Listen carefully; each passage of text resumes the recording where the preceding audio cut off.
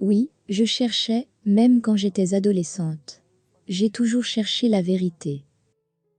Je méditais également avec des bouddhistes, dans un temple bouddhiste, dans le bouddhisme. Je cherchais dans le bouddhisme. Et je suis allée aussi au Mexique, dans la jungle, avec les Mayas. Je cherchais la vérité. J'ai toujours cherché la vérité dans ma vie. Et j'ai toujours eu ce sentiment que je voulais être libre. Je veux être en vie. Et donc je cherchais partout, y compris dans le New Age. Mais je n'ai jamais senti de liberté. Et ma tante, qui a donné sa vie à Jésus, il y a de cela 25 ans maintenant, me disait toujours, avec mon oncle, Jésus est la vérité. Et moi, j'étais totalement dans le bouddhisme, dans le New Age. Et je disais, oui oui. Parce que je n'ai jamais vu les preuves dans ma vie, quand j'étais dans le catholicisme. Je disais, non. Il y a aussi le bouddhisme, le chamanisme, etc. Oui, j'avais l'impression qu'il se passait quelque chose de mieux, dans le monde que dans l'église. Et donc ma tante m'a parlé de Jésus, ainsi que mon oncle et je disais, oui oui. Ça rentrait par cette oreille, et sortait par l'autre. Et puis nous avons déménagé à Los Angeles. Nous y vivons, parce que mon mari devait faire son business de musique, et moi, une école de théâtre. Au cours de cette période, je suis allée dans une école de théâtre en Allemagne. Une fois, mon mari a dit, ok, allons aux Palmes Desert. Parce que nous devons sortir d'ici. C'est trop fou, à Los Angeles Hollywood. Et nous sommes allés à Palm Desert, qui est vraiment un désert. C'est vraiment tranquille, c'est calme. Oui, il n'y a pas beaucoup de monde là-bas. Et nous avons une amie avec nous. Elle s'appelle Olivia. Elle était avec nous. Nous étions comme unis, spirituellement. Ou quelque chose comme ça. Tout le monde était à la recherche de la vérité. Et je me souviens qu'une nuit, David et moi, mon mari, nous étions assis à l'extérieur, dans le jardin, et sous les étoiles dans la nuit. Et il a sorti une pipe. Et il a dit, ok, on peut fumer ça, et nous obtiendrons des réponses. Peut-être qu'on se sentira mieux après cela. J'ai dit d'accord, et qu'est-ce que c'est? Et il a dit, c'est une herbe, de la salvia, que les Aztèques et les Mayas prenaient pour s'élever et atteindre des êtres supérieurs, pour obtenir des réponses. Et je cherchais des réponses, pour toute ma vie. J'étais dans une situation où je disais, être acteur, non ce n'est pas pour moi. Ma carrière musicale n'a pas pris. Et j'ai dit, ok. Et nous avons aussi des problèmes dans notre mariage. Et beaucoup de choses de l'enfance qui venaient à la surface.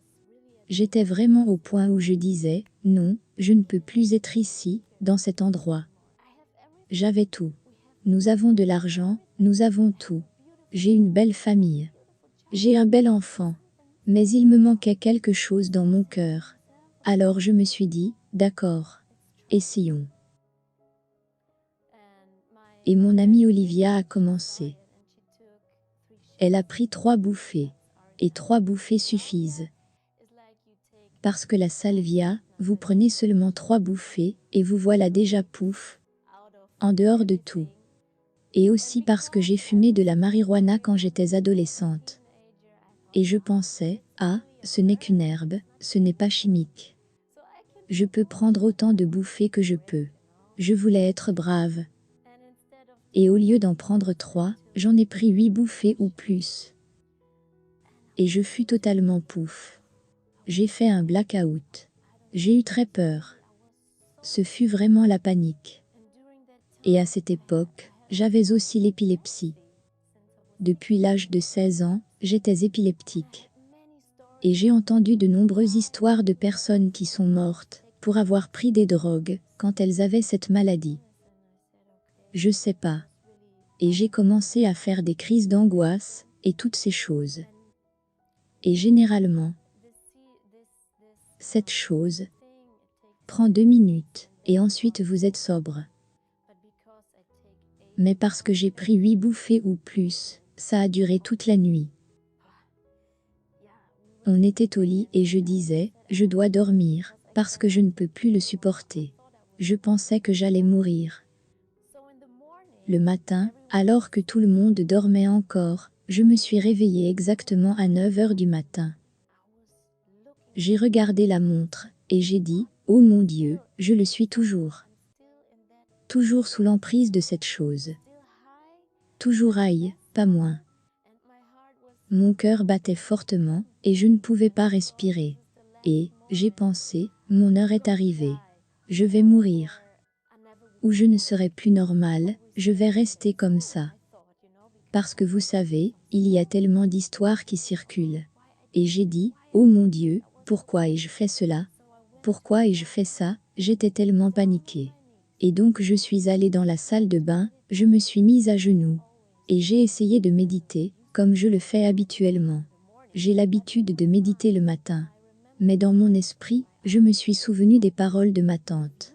Elle m'avait dit, si tu es en danger, appelle Jésus. À l'époque quand elle me l'avait dit, je disais, ouais, ok. Mais quand j'étais dans ce moment-là, et que j'étais vraiment morte de peur, j'ai crié pour la première fois de ma vie. J'ai crié, Jésus. Du fond de mon cœur.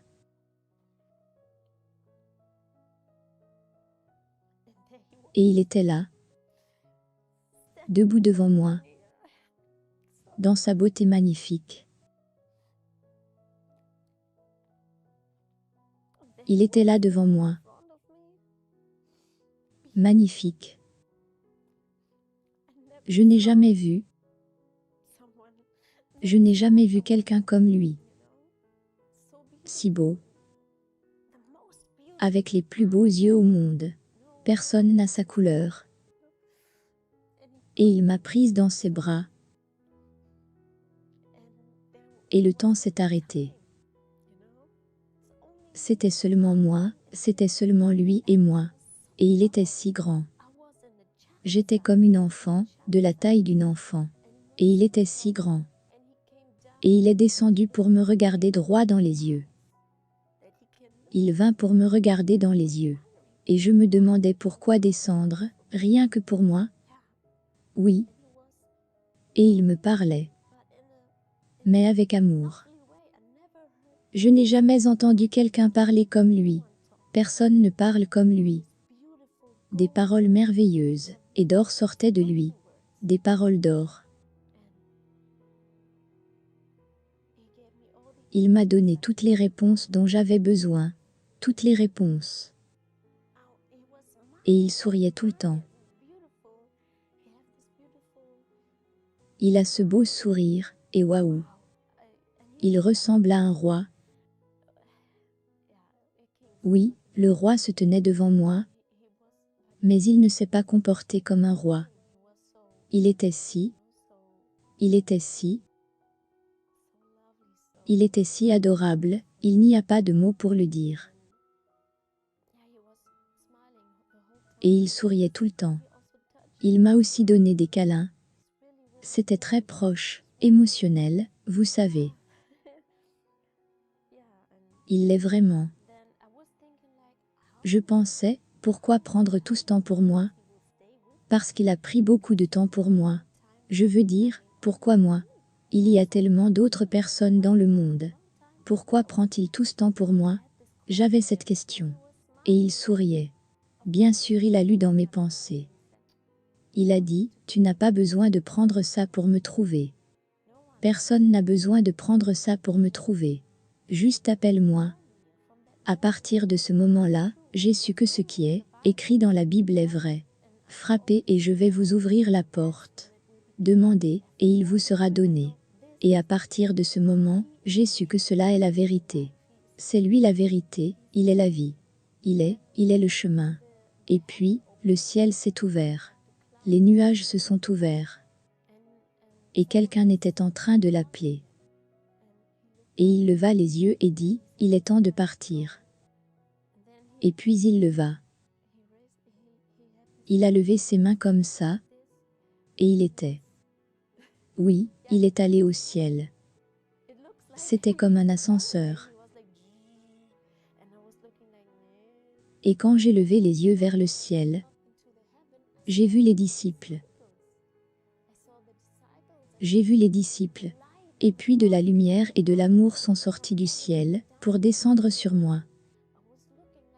Je regardais, et ils souriaient.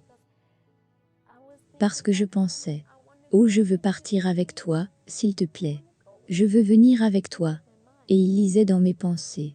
Il a dit, non, c'est trop tôt pour toi. Je te connais, je te comprends, mais c'est trop tôt. Et il souriait. Et beaucoup de gens étaient là aussi. Pas seulement les disciples. Et ils se tenaient la main. Cela ressemblait à une grande fête d'amour. Tout le monde était content. Il y avait la liberté, il y avait tout. Tout ce que vous ne pouvez même pas imaginer. C'est l'endroit où tout le monde devrait aller. Et puis les nuages se sont fermés, le ciel s'est fermé. Et puis, je me suis réveillée, et j'étais sobre. J'étais tellement sobre. J'étais si heureuse. J'ai tellement de liberté maintenant, tellement de liberté dans mon cœur. Je suis si reconnaissante, tellement reconnaissante pour cela.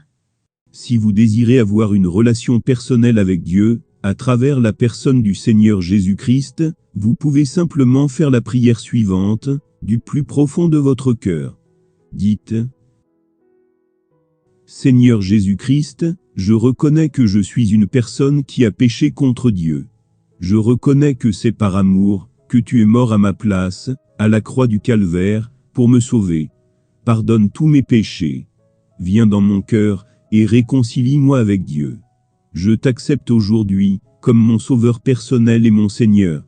Amen.